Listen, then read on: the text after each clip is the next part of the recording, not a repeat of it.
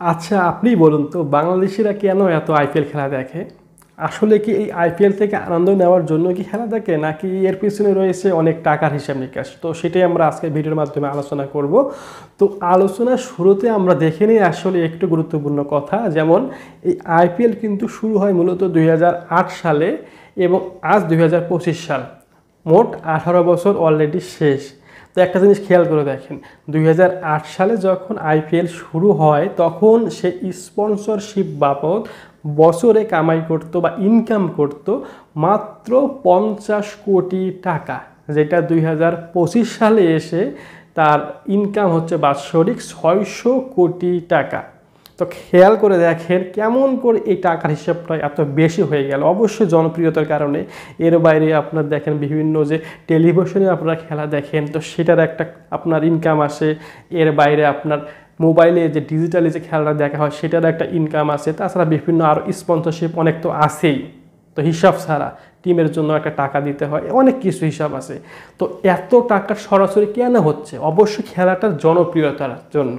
কিন্তু আপনি আমি যতই ভাবি না কেন এই সব জনপ্রিয়তার জন্য যে খেলাটা এত দিন দিন আরও জনপ্রিয় হচ্ছে বা বৃদ্ধি পাচ্ছে, সেটা আসলে কিন্তু সঠিক নয়।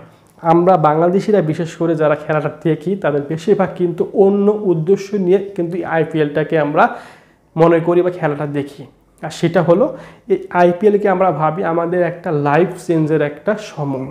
অর্থাৎ আমরা চাই আইপিএলের মাধ্যমে আমরা জীবনটাকে পরিবর্তন করব। আমরা এখানে টাকা ধরবো এবং এই টাকা দিয়ে আমরা অনেক বড় কিছু হয়ে যাব এবং আমরা আনন্দে সুখে বাকি জীবন পুরোটাই কাটাবো। কেননা একটা জিনিস এর মাধ্যমে আর ক্লিয়ার হয়। দেখেন, বাংলাদেশের যখন নিজের খেলা হয় জাতীয় দলের আর কি, তখন যে পরিমাণ খেলা মানুষ টিভিতে বা যেখানে দেখুক না কেন তার চাইতে বেশি কিন্তু আইপিএল খেলা যখন শুরু হয় তার চেয়ে কিন্তু মানুষ বেশি দেখে। একইভাবে ইন্ডিয়ার ক্ষেত্রে প্রযোজ্য। তাদের 1 নম্বর একটা টুর্নামেন্ট হলো সেই আইপিএলটা। তো কেন দেখে? হয়তো আপনি আর বলতে পারবেন যে আপনার সঙ্গে তো আমি একমত না, কারণ এখানে এত দামি দামি খেলোয়াড় আসে যাদের দেখতে আমরা অবশ্যই উৎসাহ বোধ করি, কারণ তাদের মধ্যে আমরা অনেক মজা পাই, আমরা অনেক কিছু শিখতে পারি। কিন্তু আপনি আমি হয়তো 2-1 জন এটা বুঝতেছি, কারণ এরা বিশ্বমানের খেলোয়াড়, এদের দেখার জন্য আমাদের অবশ্যই আগ্রহ থাকা উচিত এবং আমাদের ভালো লাগার কথা। আর অন্যদিকে যখন ন্যাশনাল টিমের খেলা হয় তখন হয়তো 2-1 জনের ভালো লাগে, দুর্বল দলের সাথে খেলা দেখতে মন চায় না, বোরিং লাগে, হারতে থাকি, এই তো বিষয়টা। কিন্তু এখানে সব তো বড় বড় প্লেয়ার, হারলেও ভালো প্লেয়ার খেলে, জিতলেও ভালো প্লেয়ার খেলে। কিন্তু ভাই আপনার আমার এই কথাগুলো কিন্তু খাতা কলমে কিন্তু মিলে না। কেননা আপনি আপনার আশেপাশে একটু খোঁজ নেন, আপনি নিজেকে প্রশ্ন করেন, দেখবেন যে তারা যখন কোনো একটা খেলা শুরু হয় আইপিএলের, সেটা দিনের ম্যাচটা হোক আর বা রাতের ম্যাচটাই হোক, তারা কিন্তু সুন্দরভাবে জমাট বাঁধে একটা জায়গায়। জমাট বাঁধে তারা কিন্তু বল টু বাই কিন্তু তারা কিন্তু টাকা ধরে। একইভাবে ম্যাচ তো আছেই, সঙ্গে তো উইন টুইন হাবি জাবি অনেক কিছু আছেই। আর এখন আবার ডিজিটাল যুগ হওয়ার কারণে তো এখন আবার ওই গ্যাদারিং করার দরকার পড়ে না, মোবাইল তো হাতের কাছে আছে, মোবাইলের মধ্যেই সব কিছু এখন ঘরে বসে হয়ে যাচ্ছে। কিন্তু দেখবেন আপনার আশেপাশে যারা এই একটু হলো খেলাধুলা পছন্দ করে তারা কিন্তু আইপিএলটাকে ফলো করবেই। আর এই আইপিএল যারা ফলো করে তাদের থেকে হয়তো বা 1-2 জন পাবেন আপনার আশেপাশে, যারা হয়তো ওই যে বললাম যে মজা লাগে খেলাটা খেলতে, সেই মজা থেকে তারা এই খেলাটা দেখে।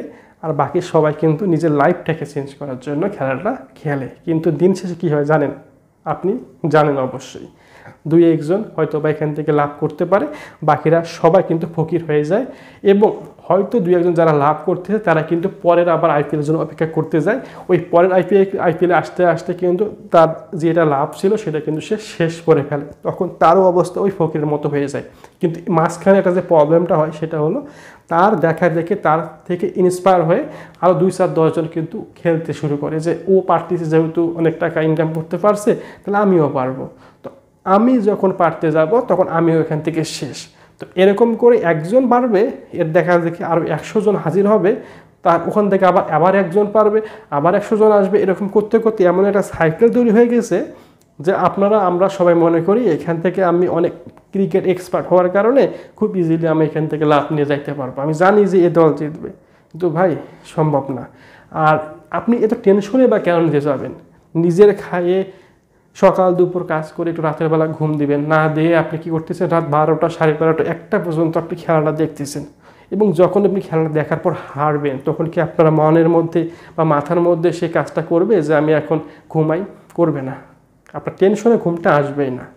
তো আপনার এত সুখে থাকতে যদি ভূতে খেলায় তাহলে তো আপনি এই খেলাটা খেলবেন, কিন্তু আসলে এই খেলাটা কোনোভাবেই সঠিক হবে না। কেননা ওই আমরা 2-1 জন হওয়ার কিন্তু পক্ষে না। আমরা যদি এমন দেখতাম যে না সবাই আমরা এখান থেকে লাভবান হচ্ছি তাহলে হয়তো, কিন্তু এটা সম্ভব না। আর এ নিয়ে দেখবেন যে আপনার আশেপাশে অনেক হুলস্থুল একটা কাণ্ড ঘটে যায়, দেখবেন পুলিশ অনেককে ধরে নিচ্ছে বা দাবড় দিচ্ছে, কারণ এটা হয়ে যাচ্ছে সব সময়। তো এই জন্য আপনি নিজেকে অবশ্যই চেষ্টা করবেন একটু হলেও কেয়ারফুল রাখার, এবং আপনার আশেপাশে যদি ছোটো কোনো ভাই ব্রাদার থাকে, আত্মীয় স্বজন থাকে, তাদেরকে সাবধান করবেন যে যেহেতু এই সিজনে খেলাটা অন্য লেভেলের কিন্তু একটা চলে যায় টাকা ধরার দিক দিয়ে, সেটা যেন না ঘটে, কারণ এটা কিন্তু সব কিছু একদমই শেষ করে ফেলবে। তো আর তার মধ্যে আরও একটা বিষয় আছে যে এখান থেকে অনেকের কিন্তু আতুর ঘর হিসেবে পরিচিত আর কি এই আইপিএল খেলাটাও, কারণ এখান থেকে মানুষ এই টাকা ধরাটা শেখে। তখন আস্তে আস্তে অন্যান্য টুর্নামেন্টে সে কিন্তু ধাবিত হয়, তারপর শেষ পর্যায়ে সে এক পর্যায়ে সে ক্যাসিনো খেলে।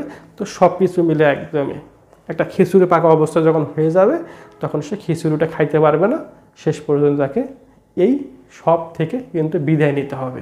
আর বিদায় নেওয়া কত কষ্টের, যে বিদায় নিছে সেটা বুঝবে না, তার পরিবার আত্মীয় স্বজন সে ভালো করেই বুঝতে পারবে।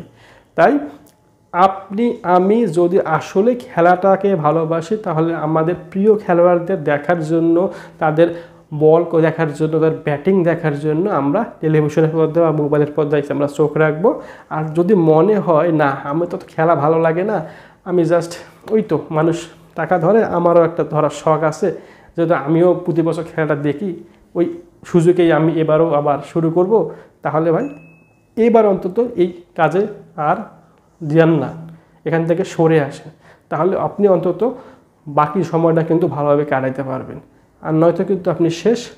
আর নিছক যদি আপনার আনন্দই প্রয়োজন হয় তাহলে তো সমস্যা নেই, আপনি আরামসে দেখতেই পারেন, কারণ এর মতো খেলা আসল অর্থেই কোনো জায়গায় খেলা হয় না, সেটা বিশ্বকাপ হোক আর যেটাই হোক না কেন। আইপিএলের মতো কম্পিটিটিভ খেলাগুলো কিন্তু আসলে আমরা কোথাও দেখতে পাই না। কিন্তু শেষবার আবারও বলতেছি, আপনাদের যদি মননের আনন্দ দরকার পড়ে তাহলে সেটা দেখবেন, অন্য কোনো উদ্দেশ্য নয়। আর আমার কথাগুলো আপনাদের আসলে কি সত্য মনে হলো কি বাস্তব মনে হলো, সেটা আপনার আশেপাশে দেখে বা আপনার নিজের মনকে প্রশ্ন করে তার আলোকে আপনার গঠনমূলক কমেন্ট অবশ্যই এখন কমেন্ট বক্সে জানাবেন। আশা করি আপনারা জানাবেন। আর আপনারা নিশ্চয়ই জানেন যে আমি আমার ভিডিওর মাধ্যমে আপনাদের সর্বক্ষেত্রে এসব বিষয় থেকে দূরে রাখার জন্য কিন্তু আমি চেষ্টা করে যাচ্ছি এবং চেষ্টা করে যাব। তো আপনাদের এই বিষয়ে টেনশনের কিছু নাই, আপনার যে কোনো সমস্যা থাকলে সেটা অবশ্যই আপনি কমেন্ট বক্সে কমেন্ট করে জানাবেন, এবং সেটা আমি অবশ্যই সমাধানের চেষ্টা একটু হলেও করব, যতটুকু সম্ভব পারি আর কি। আপনাদের ছাড়ে যাওয়ার আমার কোনো ইচ্ছা নাই, আপনাদের ভালো করাই আমার মূল উদ্দেশ্য। তাই অবশ্যই এই ভিডিওটা কেমন লাগলো এখন কমেন্ট বক্সে কমেন্ট করে জানাবেন। আবার নতুন ভিডিওতে আপনাদের সঙ্গে দেখা হবে। সবাই ভালো থাকবেন।